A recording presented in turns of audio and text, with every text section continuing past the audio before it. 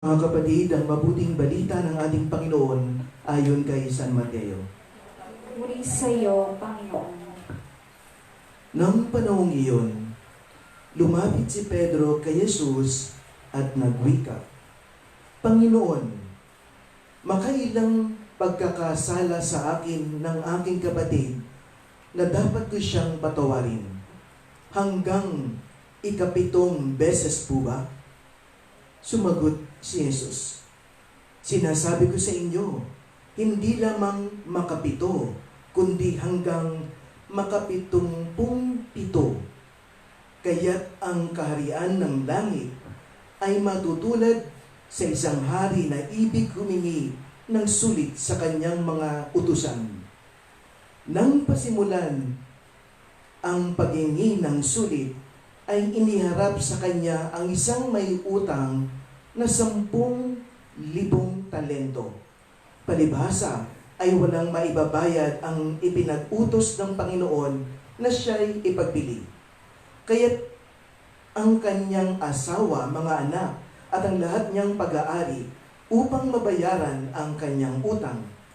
Ngunit ang utusan ay nagpatira pa sa kanyang paanan at nagmakaawa. Panginoon, pagtiisan mo ako, babayaran ko ang lahat. Dahil sa habag, ang utosang iyon ay pinawalang ng Panginoon at pinatawad sa kanyang mga utang. Datapwat, paglabas ng utusan yaon ay natagpuan niya ang isang kapwa-utusan na may utang sa kanya na 100 denaryo. Hinawakan niya ito at sinakal at sinabi, bayaran mo ang iyong utang. Nagpatira pa ang kanyang kapwa-utusan sa paraan niya at nagmakaawa. Pagtiisan mo ako, anya, at babayaran kita. Ngunit ayaw niya, bagkus umalis at ipinabilanggo iyong hanggang sa ito'y makabayad ng kanyang utang. Nang makita ng mga kapwa-utusan ang nangyari, sila ay nagdamdam at ibinalita sa kanilang Panginoon ang lahat ng nangyari. Nang magkagayon ay tinawag siya ng kanyang Panginoon ng wika, masamang utusan, pinatawad ko ang lahat ng iyong utang dahil sa iyong pagmamakaawa sa akin. Hindi ba't nararapat na ikaw ay mahabag sa iyong kasama na gaya ng pagkahabag ko sa iyo? Sa matinding galit ng kanyang Panginoon ay ibinigay siya sa mga tagapagpahirap hanggang sa mabayaran ang lahat ng kanyang utang. Gayon din naman ang gagawin sa inyo ng aking Ama na nasa langit kung hindi kayo magpapatawad ng buong puso sa isa't isa. Mga kapatid, ang mabuting balita ng ating Panginoon. Pinupuri ka namin, Panginoong Kristo. Magsiyapo po ang lahat. Magandang umaga po sa inyo, mga kapatid. Unang-una, tayo po ay nagagalak at muli tayo nagkasama-sama dito sa ating kapilya ng Sacred Heart upang magpuri at sumamba tuwing linggo at makapiling natin ang ating Panginoon sa banal na komunyon. Tayo po ay nasa 2nd linggo na at tayo nagpapasalamat na tayo'y nakabalik sa ating simbahan. Hayaan po ninyong simulan ang aking humilya, mga kapatid, sa pamamagitan po ng isang kwento na aking naranasan nung ako po ay bumisita sa isang kaibigan ko sa Ayala, Alabang Village. Pagdating ko po ron, agad po niya akong inanyayahan sa kanyang bahay upang magalmusal. Subalit kakatwa, habang kami po ay nag-aalmusal, kitang-kita ko po sa kanyang mukha ang isang matinding kalungkutan kahit na siya ay nakangiti at nakikipagkwentuhan sa akin. Sabi ko sa aking kaibigan, tila malungkot ka, tila sa likod ng iyong mga ngiti ay may nababa na aga na kong kalungkutan. May problema ka ba? Huminto ang aking kaibigan at ang sabi niya, sa totoo lang, Father, mayroon po akong isang malalim na dinaramdam. Hindi ko po alam kung ano ang nangyayari sa akin sapagkat sa loob ng 2 buwan na nakararaan, ako po naman ay laging nagsisimba. Lagi po ako nagro-rosaryo araw-araw. Ako po naman ay laging tumutulong sa ating mga kapwang nangangailangan ng tulong. Hindi ko po alam bakit parang may kulang. Parang hindi ako kumpleto. Parang sa likod ng aking pagsisimba, pananalangin, at pagtulong sa aking kapwa, nararamdaman ko mga na tila may kulang sa aking buhay. Kaya ang sabi ko sa kanya, tanungin lang kita, mayroon ka bang taong hindi pinatatawad? Bigla siyang natigilan at ang sabi niya, Padre, may kaugnayan po ba yon sa aking nararamdaman ngayon? Kung ang alam ko na yung kaibigan ko o yung taong gumawa ng masama sa akin ay siyang mali at ako ang tama, kaya't ayaw ko siyang patawarin. Unti-unti, lumabas ang pinanggagalingan ng kanyang kalungkutan. Wala nang iba, kundi ang isang relasyong nasira tungkol sa kanyang kaibigan. Mga kapatid, sabi niya po sa akin, Father, sinabi ko sa aking sarili, patatawarin kita hanggang 5 beses lamang. Pero Father, paulit-ulit bakit ko siya patatawarin kung sasaktan lamang niya ako? Kaya't nagdesisyon ako na hindi ko na siya patatawarin. Subalit ang sabi ko sa kanya, sino ba ang nahihirapan? Ikaw o ang taong nagkasala sa iyo? At alam niya na sa huling pagtutuos, siya rin ang nahihirapan. Mga kapatid, lagi po nating tatandaan na ang pagpapatawad ay isang uri ng pagiging mapagbigay. Kadalasan po tayo mga kapatid, napakadali po nating magbigay. Halimbawa, pagbibigay ng pera, pagbibigay ng ulam, pagtulong sa ating mga kapitbahay na nangangailangan ng tulong. Napaka-generous po natin, napaka-mapagbigay natin sa larangan ng kayamanan, sa larangan ng panahon, sa larangan ng tinatawag nating mga talento. Mapagbigay tayo. At lagi po nating sinasabi, ng tunay na pagbibigay ay hindi pagbibigay talaga kung walang aray. Kung nagbibigay ka ng sobra at walang aray, hindi pa po yan pagbibigay. Ang tunay na pagbibigay, may aray. Kaya nga, yung tipong alam mo na wala ka na, pero hinati mo pa yung tinapay na kakainin mo na dahil yung kakilala mo o kapitbahay mo ay nangangailangan ng pagkain din. Hinati mo, ouch, ang sakit. Pero kailangan sapagkat ako'y mapagbigay. May aray ang tunay na pagbibigay. Pero minsan, hindi po natin nauunawaan na ang pagbibigay ay lumalampas sa pagbibigay ng pera o pagtulong sa kapwa sa pagbibigay ng kung anong meron tayo. Ang isang uri ng pagbibigay na hindi natin naibibigay o medyo maramot tayo sa ating kapwa ay ang pagbibigay ng pagpapatawad. Dito po tayo kinakapos sapagkat alam po natin na kapag nagbigay tayo ng pagpapatawad sa kapwa natin na di karapat-dapat sa pagpapatawad na hinihingi niya, may aray. Ayoko ng aray. Tiisan na lang tayo. Pero in the end, sino nga po ba ang nahihirapan? Walang iba, kundi tayo. Ang pagpapatawad po mga kapatid ay isang uri ng pagbibigay sa ating kapwa upang nang sa ganon, tayo ay magkaroon ng kapayapaan. Di po ba mga kapatid, pag tayo nagbibigay ng ulam, ng bigas sa ating kapitbahay, di po ba't nakakaramdam tayo ng saya na nakatulong ka sa kapwa, na nakapagpasaya ka ng tao? Ano pa kaya kung ang ibinigay mo ay pagpapatawad sa isang taong di karapat-dapat sa pagpapatawad mong binibigay? Di po ba't ikaw mismo ay nagkakaroon din ng kaligayahan? Di po ba't pinapaligaya mo rin ang taong pinatawad mo? Sapagkat ang pagpapatawad ay isang uri ng pagbibigay. Ang ating pagbasa mga kapatid ay tumutukoy sa isang issue na napakahirap talaga, ang magpatawad ng ating kapwa. Alam niyo mga kapatid, sa ating pagbasa po, ito'y sinimulan ng itong si Pedro ay nagpunta sa ating Panginoon at ang sabi niya, Panginoon, Ilang beses po ba natin dapat patawarin ang ating kapwa? Kutob ko mga kapatid, itong si Pedro, maraming mga taong nagkakasala sa kanya. Siguro pagod na siya. Siguro ayaw na niyang masaktan. Kaya ayaw na niyang magpatawad. Sa Lumang Testamento, mga kapatid, for your information, mayroon pong isang teksto dyan na nagsasabing patatawarin ko ang tao ng 3 beses lamang.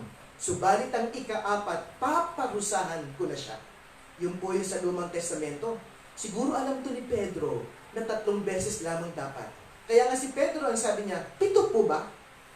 Napaka-generous na ni Pedro. Napaka-mapagbigay niya. Nilampasan niya yung Lumang Testamento na hanggang 3 lamang. Kaya ang sabi niya, 7 ba? Minultiply niya ng 2 beses, ang 3, 6, dinagdagan pa niya ng 1, 7. Ang generous naman ni Pedro. 7 uri ng pagpapatawad o 7 beses ng pagpapatawad. Subalit, ang sabi ng ating Panginoon, hindi Pedro, hindi 3, hindi 7, kundi 77 beses. Ibig sabihin, huwag kang hihinto ng pagpapatawad. Hindi lamang 7. Kung ako si Pedro, sabihin ko, ganon, paano naman ako? Siguro sasabihin ng ating Panginoon, ikaw ang iniisip ko, hindi ang taong nagkasala sa iyo. Kapag binigyan kita ng 77 beses ang pagpapatawad, hindi ito para sa taong nagkasala sa iyo. Ito ay para sa iyo. Siguro sabi ni Pedro, anong ibig niyo sabihin, Panginoon? Bakit para sa akin yan? Gusto ko lang 7. Pedro, pag ikaw ay naglagay ng limitasyon na 7 beses mo lang papatawarin ang iyong kapwa, ibig sabihin, 7 beses mo lang bibigyan ng pagkakataon ang iyong sarili na lumigaya at maging malaya. Bakit? Sapagkat pag sinabi mong nakapito ka na sa akin, hindi na ako magpapatawad. Palagay mo, sasaya ka? Palagay mo, magiging buo na ang buhay mo? Palagay mo, hindi na magiging miserable ang buhay mo? Di po ba hindi? Di po ba sa hindi natin pagpapatawad, nakakaramdam tayo ng isang malalim na kalungkutan na alam natin na hindi mapaparang o mawawala sapagkat ang tunay na gamot ay wala ng iba kundi ang tinatawag nating pagpapatawad. Sa pagpapatawad, nililinis natin ang ating puso sa galit, tampo, sama ng loob at paghihiganti. Sa pagpapatawad, nilalagyan natin ng kagalingan ang mga sugat na daladala ng ating puso sapagkat ang gamot sa sugat na dala ng kapwa natin walang iba kundi ang pagpapatawad. Kaya ang sabi ng Panginoon, naaawa ko sa iyo Pedro kung 7 lang. Gusto ko lagi kang masaya. Kaya bottomless. Dapat walang hanggan sapagkat gusto kitang lumigaya ng walang hanggan. Yun po yung unang dahilan. Pero parang ang sabi ng Panginoon, pero mas palalimin natin, no? Mas palalimin natin at ikinuwento nga ng ating Panginoon ang tungkol sa isang utusan na nagkaroon ng napakalaking utang sa kanyang Panginoon at dumating ang pagsusulit. Take note, may pagsusulit na magaganap. Mga kapatid, may pagsusulit na magaganap. Kailan ba yung pagsusulit o yung judgment? Kapag tayo ay namatay na. Kapag tayo ay umakyat na ng langit. May pagsusulit na magaganap. Sa ating pagbasa, lumapit ang isang utusan na mayroong utang sa ating Panginoon na napakalaking utang. No? 10,000 talents. Ito po, ang 10,000 talents, for your information, kahit po kayo magtrabaho ng libo-libong araw, o kung meron ka mang 100 buhay at nagtatrabaho araw-araw, ang 10,000 talents po mga kapatid, hindi po natin kayang bayaran. In other words, hindi mo yan kayang bayaran. Pero nakakatuwa sa ating pagbasa, lumapit po itong utusan at ang sabi, Panginoon, nagmamakaawa po ako sa inyo. Bigyan po ninyo ako ng extension sa aking utang at babayaran ko kayo. Di po ba mga kapatid, yan lang po lagi nating sinasabi, kapag tayo may utang sa ating kapwa, bigyan mo ako ng extension. Pero sa ating pagbasa, hindi lang extension ang ibinigay ng ating Panginoon. Ang ibinigay niya ay pagpapatawad, sapagkat alam ng ating Panginoon dito na sa huling pagtutuos, hindi kayang bayaran, kaya dapat na lamang patawarin. Tandaan po ninyo alam ng ating Panginoon na hindi ito kayang bayaran, kaya dapat na lamang pong patawarin. Mga kapatid, ang utusan sa ating pagbasa ay wala nang iba kundi tayo. Tayo po ay nagkakasala sa ating Panginoon araw-araw. Napakarami po nating pagkukulang sa ating Panginoon na hindi po ito nating kayang bayaran.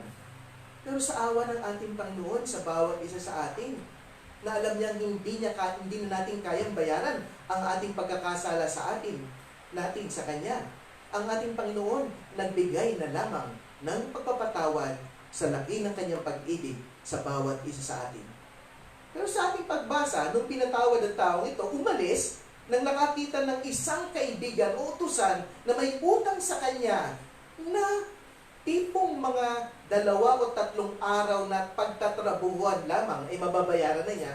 Sabi nung utusan, bigyan mo naman ako ng extension. Aba, itong tao na pinatawad ng Panginoon sa kanyang walang katapusang utang, hindi nagpatawad. Nang malaman ito ng ating Panginoon, tinawag niya ang utusan at ang sabi, wala kang utang na loob. Hindi ka marunong magbilang ng tinatawag nating pasasalamat. Hindi ka marunong magpasalamat. Kaya't ang utusan, dinala sa kulungan, pinarusahan dahil sa kanyang kawalan ng utang na loob sa Diyos na nagpatawad sa kanya ng napakaraming utang niya. Mga kapatid, baka magandang maunawaan na kung mayroon man tayong taong in a way ay paulit-ulit na nagkakasala sa atin, baka magandang maunawaan na tayo rin ay paulit-ulit na nagkakasala sa ating Panginoon, pero paulit-ulit din tayong pinapatawad ng Panginoon. Di po ba't dapat lamang na tayo ay maging mapagbigay sa ating kapwa sa pamamagitan ng pagpapatawad, sapagkat ang Diyos ay napakamapagbigay sa atin sa pagbibigay sa atin ng pagpapatawad sa ating buhay. Ito po ang dapat po nating tatandaan sa ating buhay, na ang pagpapatawad ay nagbibigay ng tunay na kalayaan at tunay na kaligayahan sa isang taong punong-puno ng sugat dahil sa kanyang kapwa na nagbigay sa kanya ng mga malalalim na sugat na kanyang dinadala. Pero may mga tanong pa para sa mga tao. Father, sabihin mo nga sa akin, ano ba ang benepisyo ng hindi pagpapatawad at ano ang benepisyo ng pagpapatawad? Bigyan ko po kayo ng tig-5. Ano ba ang benepisyo ng hindi pagpapatawad? Ayokong magpatawad, may benepisyo ba yan? Meron, 5. Ano yung una? Una, pag hindi ka nagpatawad, ito po ang 5 benepisyo. Una, ang sugat na daladala mo ay mananatili hanggat hindi ka magpapatawad. Hindi po yung mawawala. Yan po yung unang benepisyo. Ikalawang benepisyo, yung galit, unti-unting pupunta sa matinding galit o yung tinatawag nating kinasakin, no? Ang tawag dito, hatred, no? From anger to hatred. Malalim na galit. Ikatlo, maunawaan mo na unti-unti, ikaw ay nag-aalaga ng isang monster, ng isang halimaw sa iyong puso dahil hindi ka nagpapatawad. Ako po ay taong bilanggo. Ako po ay lumaki tumanda sa bilangguan. 5 taon po ako sa bilangguan. At kadalasan po sa mga taong nasa bilangguan, may mga halimaw sa kanilang puso na dulot ng hindi pagpapatawad. Baka magkaroon ka ng halimaw pag hindi ka nagpapatawad. Ika-4, tayo po ay gumagawa ng impyerno dito sa lupa. Ang taong hindi nagpapatawad, unti-unti, sa paglipas ng araw, sa pagdagdag ng kanyang galit at tampo, gumagawa ka ng impyerno sa iyong puso. Ikalima, magkakasakit ka. Ayon po sa mga psychologists, marami po sa mga taong punong-puno ng resentment o pagdadamdam sa puso ay laging nagkakasakit. Kaya't yun po ang 5 benepisyo. Ano naman ang 5 benepisyo ng pagpapatawad? Una, yung sugat hindi naman po mawawala. Pero, manageable. Mas kaya mo na. Sapagkat yung tao yun, araw-araw, sasaktan ka pa rin eh. Pero manageable na. Kaya mo na siya. Ikalawa, dumarating ang kapayapaan sa taong nagpapatawad. Pati na rin ang kaligayahan. Ikatlo, kontrolado mo na ang iyong buhay. Sapagkat pag hindi ka nagpapatawad, ang emosyon mo ang kumokontrol sa'yo. Ang emosyon mo ang nagdidesisyon sa'yo. Sa bilibid, kaya kong bilangin sa maraming beses ang mga taong nakapatay dahil sa emosyon. Dahil tumindi ang galit. Ika-4 na benepisyo ng pagpapatawad, ikaw ay lalaya. At ikalima, ang pinakamahalaga, ang pagpapatawad ay kalooban ng Diyos. Mga kapatid, balikan po natin ang ating buhay sa mga sandaling ito na maunawaan po natin na ang pagpapatawad ay para sa atin. Nang sinabi ng ating Panginoon, patawarin natin ang ating kapwa bottomless, ibig sabihin, nais ng ating Panginoon na lagi kang sumaya sa iyong buhay. Ang ganda po ng buhay ay hindi nakikita ng isang taong hindi marunong magpatawad. Ang taong nagpapatawad, laging nakakakita ng liwanag sa kanyang buhay na hindi siya pinababayaan. At ito rin ay isang pagkakataon upang ang kapwa natin ay makabalik at magkaroon ng isang maayos na pamilya, maayos na komunidad dahil sa pagpapatawad. Ang pagpapatawad ay kalooban ng Diyos. Gawin natin ito, hindi para sa taong galit tayo, kundi para sa sarili mo at para sa Diyos na lagi kang pinapatawad.